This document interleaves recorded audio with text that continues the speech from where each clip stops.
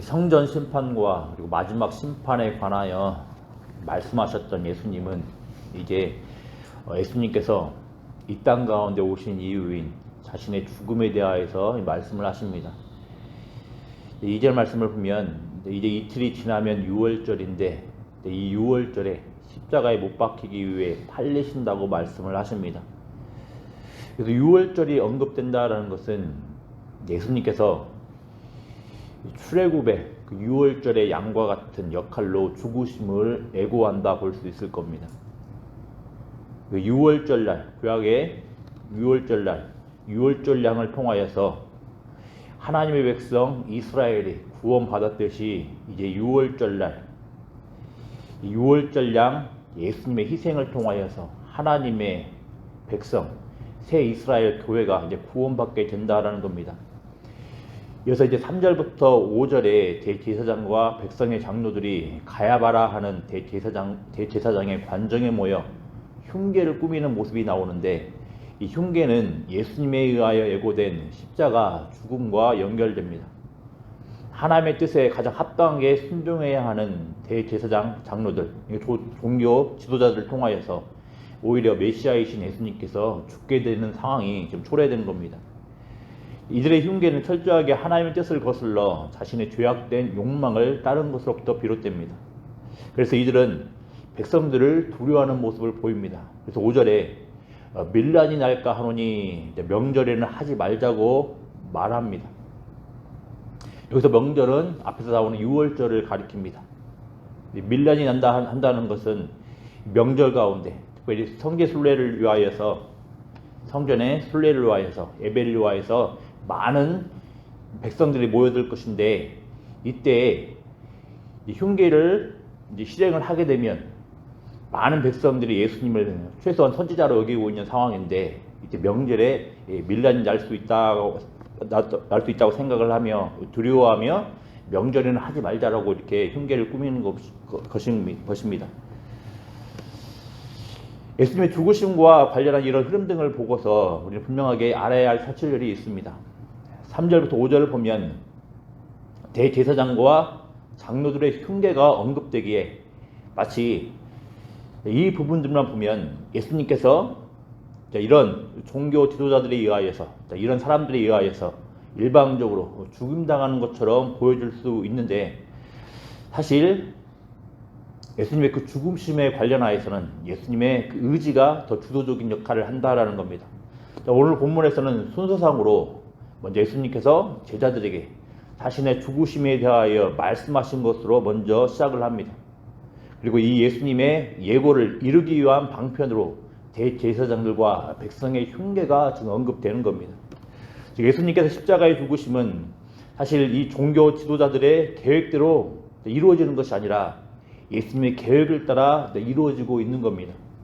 이런 점들은 대제사장과 장로들이 명절을 피하자 이렇게 말하는 그 계획을 했지만, 예수님의 애고대로 유월절 명절에 예수님이 죽으신 것을 통해 분명히 확인할 수가 있는 겁니다. 대제사장과 장로들은 밀란 때문에 명절을 피하자고 이야기를 하는데, 그 이전에 앞서 예수님께서 예고한 대로 자신들은 피하자고 했지만 그 유월절 명절에 예수님께서 십자가에 죽으시는 것을 통하여서 이렇게 확인될 수가 있는 겁니다. 이렇게 예수님은 자신의 백성들을 구원하시기 위해 계획대로 움직이시고 이루어 가시는 분이십니다. 분명 구원은 사람의 악한 손을 통하여서 이루어지지만, 궁극적인 구원은 주님의 계획하신 바에 따라서 이루어진다라는 겁니다.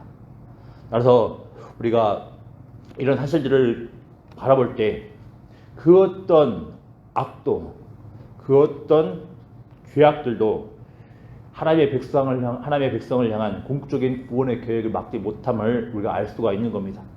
이 사실들을 알 때 우리의 구원이 얼마나 놀랍고 얼마나 감사한지를 깨닫게 될 것이며, 동시에 이 구원이 하나님으로부터 비롯된 것이기에, 우리 주님으로부터 비롯된 것이기에 우리 구원의 확신을 가질 수 있는 것입니다. 이 사실들을 알고서 하나님께 영광 올려드리는 모습들이 있기를 기도합니다. 이어서 6절부터 13절에서는 예수님의 죽으심과 관련하여서 장례를 치르는 한 여자의 이야기가 나옵니다. 예수님께서 베다니 나병 환자 시몬의 집에 계실 때 한 여자가 매우 귀한 향유 한 옥합을 예수님의 머리에 부었다고 합니다. 마가복음에는 이 향유의 가치가 약 300데나리온, 그러니까 1년 노동자의 1년 임금에 해당되는 것이라고 말을 합니다. 그러니 이 여자의 행동은 굉장히 지금 이례적입니다.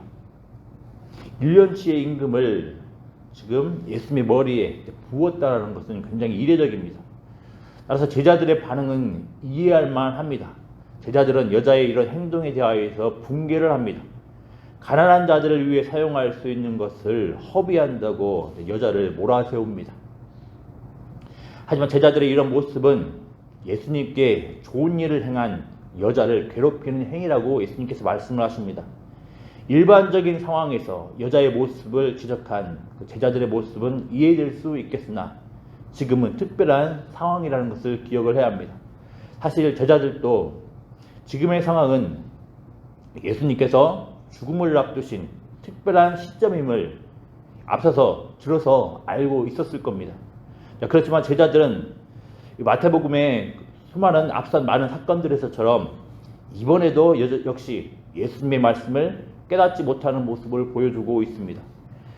예수님은 제자들과 항상 함께 하실 수 없으십니다. 그런데도 제자들은 예수님을 늘 제자들 주변에 있는 그 제자들 곁에 있는 가난한 사람들에게처럼 대하고 있는 겁니다. 이와 다르게 여자는 향유를 부음으로써 예수님의 장례를 행하고 있는 모습을 보입니다. 이 여자가 실제 예수님의 죽으심을 염두에 두고 향유를 부어 장례를 치렀는지는 알 수는 없습니다. 중요한 건 예수님을 향한 이 여자의 놀라운 헌신을 예수님께서는 자신의 장례로 여기시고 계신다라는 겁니다. 이제 예수님은 이런 놀라운 헌신들을 보고서 13절에서 이렇게 선언을 하십니다. 우리 같이 13절 말씀을 읽어보겠습니다. 내가 진실로 너희에게 이르노니 온 천하에 어디서든지 이 복음이 전파되는 곳에서는 이 여자가 행한 일도 말하여 그를 기억하리라 하시니라. 아멘. 아직 예수님께서 이 말씀을 할 시점에는 복음서가 기록되지 않았을 테니까 이 지금 예수님께서 이 말씀하신 여자에 대해 말씀하신 것이 지금 이제 마태복음이 기록됨으로 인하여서 이 여자의 행위가 이제 예수님의 말씀대로 기억되는 모습을 보이고 있는 것이라 할 수 있을 겁니다.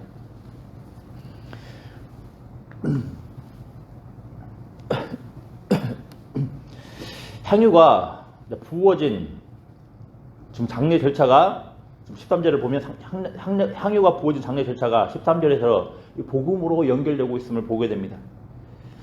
이 여자의 반응이 복음에 대한 합당한 반응임을 알려줍니다. 이 여자의 반응은 예수님의 절대적 사랑에 대한 자연스러운 반응으로 나타나는 겁니다. 그래서 우리가 이 사실들을 통해서 우리가 이렇게 깨닫는 게 있는데, 우리는 종종 제자들처럼 우리 자신이 가지고 있는 어떤 신앙 체계랑 신앙에 대한 가치에 따라서 정말 중요한 것, 주님께서 더 중요하다 생각하시는 그 가치들을 경시하는 경우가 있습니다. 홀대하는 경우가 있습니다. 그냥 지나치는 경우가 있습니다. 오늘 본문에서처럼 말입니다. 분명 제자들의 인식은 일반적인 상황이라면 적절한 반응입니다. 하지만 제자들은 현재 예수님께서 어떤 상황에 계신지 깨닫지도 못하고 이해하지도 못한 모습을 보입니다. 그래서 잘못 판단하고서 오히려 예수님의 뜻을 따라서 판단하는 자들, 여자를 좀 공격을 하고 있습니다. 그 여자를 비방을 하고 있는 모습을 보이고 있습니다. 이런 점들에 비춰봐서 우리는 우리의 생각과 판단, 행동들이 예수님 중심으로 이루어지지 않을 때 얼마나 사람들을 아프게 하며 또 얼마나 예수님의 뜻을 거스르는지를 알 수가 있는 것입니다. 우리는 늘 우리의 생각과 판단, 행동들을 우리가 표출할 때 예수님 중심으로 이루어지고 있는지를 돌아봐야겠습니다. 그러지 않을 때 오히려 우리들이 생각하는 신앙 조음이 예수님의 뜻을 거스르는 경우가 많다는 것을 우리는 꼭 기억을 해야 되겠습니다. 그래서 14절부터 16절을 보면 방금 살펴본 여자와 정반대의 모습을 보이는 인물이 나옵니다. 바로 가롯 유다입니다. 이 가롯 유다의 모습은 앞선 대제사장들과 장로들의 흉계를 좀 구체화시키고 있는 겁니다. 가롯 유다를 통하여서 대제사장과 장로들의 흉계가 이제 실행되고 있는 겁니다. 근데 주목할 것은 먼저 가롯 유다가 대제사장들에게 제안을 했다라는 겁니다. 예수님을 넘겨주리니 얼마나 주려느냐 이렇게 제안을 했다라는 겁니다. 그리고서 거래 금액인 30을 바꿔서 가롯 유다는 예수님을 넘겨줄 기회를 엿보았다고 합니다. 가롯 유다가 왜 이런 결정을 했는지는 오늘 본문을 통하여서만 온전히 다 확인할 수는 없습니다. 물론 돈 때문에 예수님을 팔았다고 이야기를 하지만 돈의 유일한 이유라고만 볼 수는 없을 겁니다. 아마도 다른 이유들도 있었을 겁니다.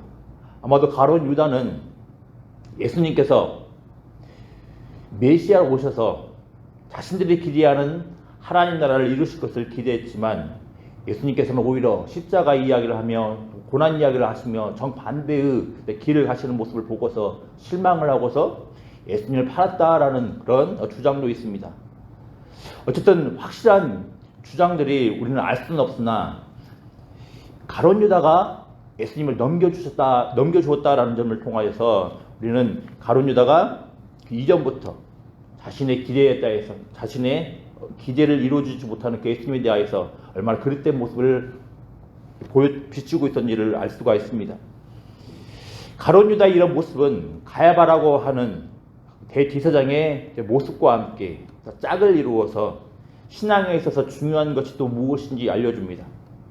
앞선 6절부터 13절에 나오는 한 여자의 이름은 언급되지 않습니다. 그냥 한 여자입니다. 그에 반하여서 대제사장 가야바 그리고 가롯 유다는 이름이 언급되고 있습니다. 의도적으로 대조되는 것으로 보입니다. 그래서 이를 통해서 우리가 확인할 수가 있는 게 있습니다. 신앙이라는 것은 어떤 지위, 어떤 위치가 본질적인 게 아니라는 겁니다. 또 신앙이라는 것은 꼭 먼저 시작을 했다라는 것은 순서가 중요하지 않다라는 겁니다. 이름 없는 한 여자를 봐야 되겠습니다. 이름 없는 한 여자는 분명히 이름 없는 무명 여자였습니다. 지위도 없었고 위치도 없었습니다. 또 분명히 제자들에 비하여서 순서가 한창 아래에 있는 자였을 겁니다. 그런데 지금 결정적인 상황 가운데서 이름이 밝혀진 자들은 예수님을 팔고 있습니다. 오히려 이름 없는 무명인 한 여자가 예수님의 장례를 준비를 하면서 헌신하고 있는 모습을 보입니다. 이를 통해서 우리가 알 수 있는 게 신앙은 앞서 말씀대로 지위가 위치가 본질이 아니라 순서가 중요하지 않다는 것을 기억을 해야 되겠습니다. 앞서 우리는 마태복음을 통하여서 처음 된 자가 나중 된다라는 그 예수님의 말씀을 들어서 알고 있습니다. 이 경우에 있어서 마찬가지입니다. 우리가 예수님의 그 마음을 알지 못하고 예수님의 마음을 따라서 예수님의 절대적인 사랑에 대하여서 인격적인 사랑으로 반응하지 못하는 신앙을 보일 때 우리는 비록 처음의 모습을 보였을 수도 있겠지만 나중에 떨어질 수 있다는 사실을 늘 기억을 해야 되겠습니다. 오직 예수님의 그 절대적인 이 사랑 앞에서 우리의 인격적인 사랑으로 반응하는 모습들이 가장 복되고 아름다운 신앙의 모습을 기억을 하며 우리를 또 이제 이런 모습을 보이는 모습이 있어야 되겠습니다. 기도하겠습니다. 아버지 하나님, 오늘 말씀을 통하여서 이름이 밝혀진 자들과 이름이 밝혀지지 않은 한 여자의 모습을 대조하여서 우리의 신앙이 어찌해야 되는지 살펴보게 되었습니다. 하나님, 우리가 비록 처음 신앙을 시작했다 할지라도 그리고 혹여라도 교회에서 어떤 위치와 어떤 지위를 가지고 있다 할지라도 혹이라도 예수님의 이 절대적인 사랑에 대한 한 여자의 인격적인 사랑의 모습을 보이고 있지 않는지 돌아볼 수 있도록 은혜를 다하여 주시길 소망합니다. 아버지 하나님, 우리의 신앙이 외면적인 모습으로 자랑하며 나아가지 않게 하시고 예수님의 그 절대적인 사랑에 우리의 마음을 다해서 헌신하며 주님께 사랑으로 표출할 수 있는 복된 모습에 있을 수 있도록 은혜를 더하여 주시기를 소망합니다. 더불어 아버지 하나님, 대제사장과 장로들의 그런 악에도 불구하고 예수님은 자신의 계획을 따라서 구원을 이루어 가시는 분임을 살펴보게 되었습니다.